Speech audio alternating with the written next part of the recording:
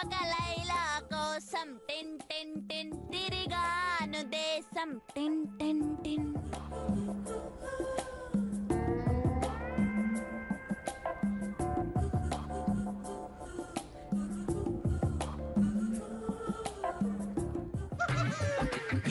ఏంద్రాది ఏం చేస్తుండవా?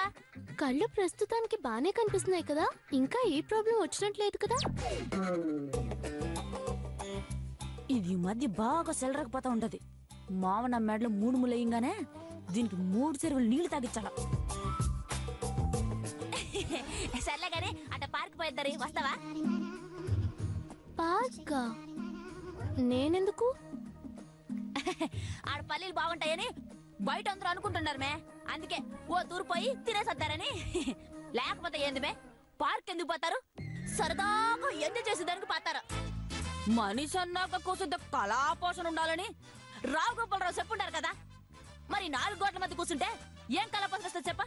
అందుకే అట్ట పార్క్ పోయి అట్ట అట్ట ప్రకృతిని పలకరించినాం అనుకో, మనసు ఉల్లాసంగా ఉత్సాహంగా ఉంటది. ఏమంటావా? ఎప్పుడూ లేనిది ఇంత ప్రేమగా పార్క్కి రమ్మంటుంది అంటే ఖచ్చితంగా ఇందులో ఏదో ఒక మతలబు ఉండే ఉంటుంది.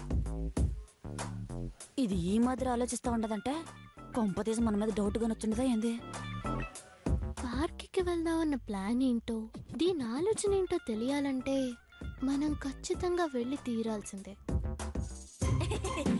ఏంది మీ అంతలా ఆలోచిస్తాండవా? పోదాం వద్దా?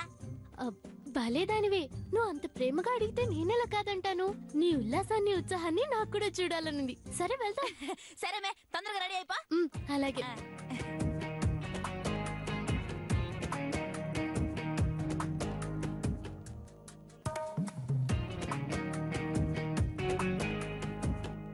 దీని వెనక ఏదో ప్లాన్ ఉంది, ఏదో చేయబోతుంది.